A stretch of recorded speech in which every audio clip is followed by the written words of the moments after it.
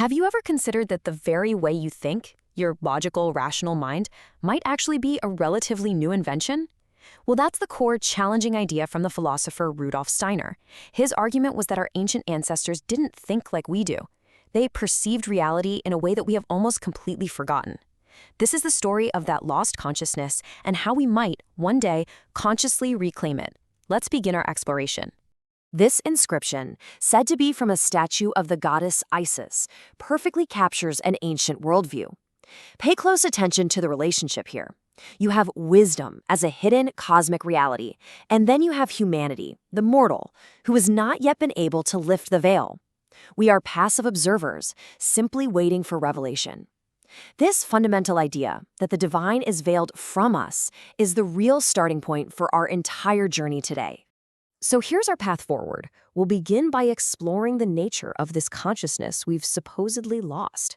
Then we'll look at how ancient myths might actually be echoes of that forgotten state.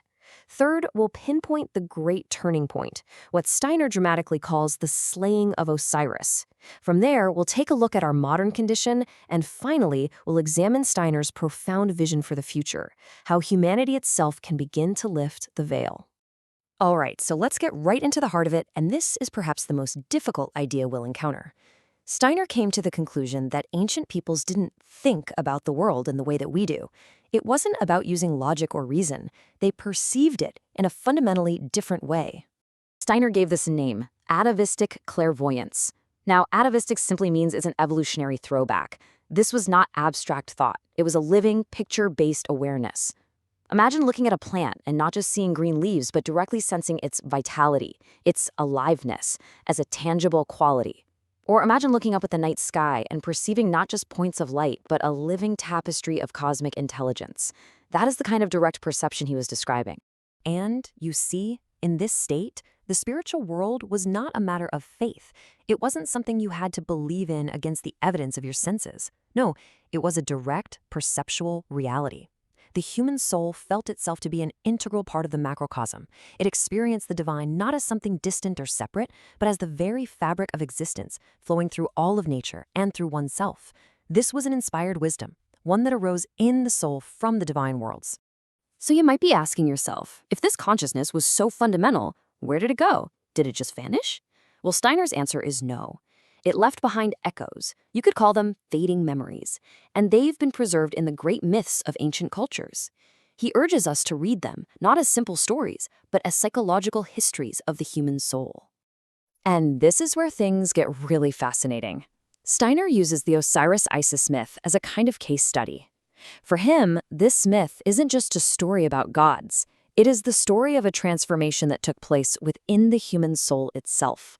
So as the ancient Egyptians told the story of their gods, they were simultaneously describing a massive change in their own inner relationship to the universe. So what was Osiris really? Well, for the Egyptians, he was the eternal, undying part of the soul. But Steiner saw something more. He said Osiris is that state of atavistic clairvoyance. The mythical age when Osiris wandered upon Earth was simply the time when this direct, imaginative perception was humanity's everyday reality. And that means the story of what happened to Osiris is the story of what happened to us. And this brings us to the great cataclysm, the turning point in the evolution of consciousness. Because this old, direct perception didn't just wither away. No, in the symbolic language of the myth, it was murdered. In the myth, as you may know, Osiris is slain by his brother, Typhon. Steiner interprets this not as a literal event, but as a powerful metaphor for an internal revolution. Typhon represents a new force arising within the human soul, a force that is completely antithetical to the old Osiris consciousness. And here we can really see this cosmic conflict laid out. On the one hand, you have the Osiris impulse, direct spiritual perception, an imaginative consciousness, a kind of picture writing, read from the stars. It's a wisdom that flows down from the heavens. On the other hand, there's the Typhon impulse, intellectual reflection, abstract concepts, and a letter script derived not from the cosmos, but from human logic right here on Earth. One is received, the other is constructed. Now, the rise of Typhon, of the intellect, was a necessary step in our evolution. It gave humanity self-awareness and the capacity for independent thought, but the price was immense. As the power of abstraction grew, the old imaginative consciousness was effectively slain. It was pushed out of the waking world. And this, Steiner says, is why, in the myth, Osiris becomes the judge of the dead. That direct perception of the spiritual world was no longer accessible to the living. It could only be encountered after passing through the gate of death. So, where does that leave us? What are the consequences of living in an age where the Typhon impulse, the intellect, is so completely dominant? Well, this brings us to Steiner's diagnosis of the modern condition, an age that he says is defined by a deep spiritual tension. Steiner saw modern humanity as being pulled between two spiritual extremes. On one side, he identified the Luciferic forces. You can think of this as ungrounded spiritualism, fantasy and fanaticism that pulls us away from the earth, outside of ourselves. On the other side, you have the Ahrimanic forces, which are really an evolution of Typhon's intellect.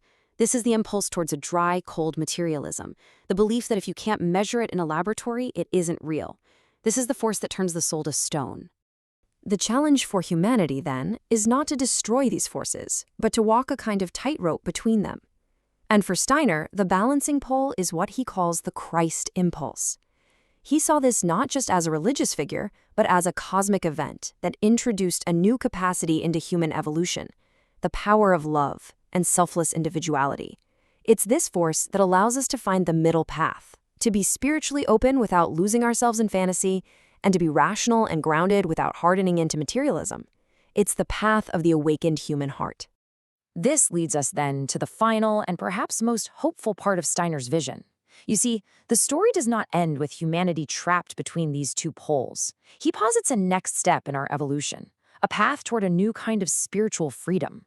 Steiner didn't just diagnose the problem, he proposed a solution. He called it spiritual science. You can think of it as a kind of inner workout for the soul, but one designed for the modern thinking person. The goal here is not blind faith. It's to rigorously train our inner faculties, to build new organs of perception, so we can once again see the spiritual world, but this time with the full clarity and consciousness we've worked so hard to achieve. And this is the most essential takeaway. The evolution Steiner describes is not a circle, it is a spiral. The goal is not to regress to the ancient atavistic state. That would be a step backward. The goal is to integrate the self-aware, independent intellect we have gained since the slaying of Osiris with a new, willed, and fully conscious perception of the spiritual world, to learn to see with the clarity of a scientist and the vision of a seer combined. So let us return, for a moment, to where we began, to the ancient voice of Isis, declaring a cosmic truth veiled from humanity. This was the old relationship. Spirit is hidden, and mortals must simply wait for revelation. It reflects a time when humanity experienced itself as a child of the cosmos, receiving wisdom from without. But for our age, Steiner offers this radical and empowering transformation of that ancient saying, "I am man, I am the past, the present, and the future. Every mortal should lift my veil." The responsibility, you see, has shifted. The veil is no longer a cosmic barrier. It is our own limited perception.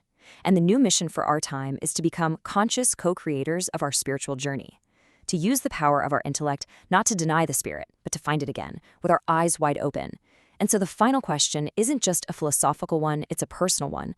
Where, in your own modern, rational life, might you begin to lift the corner of that veil?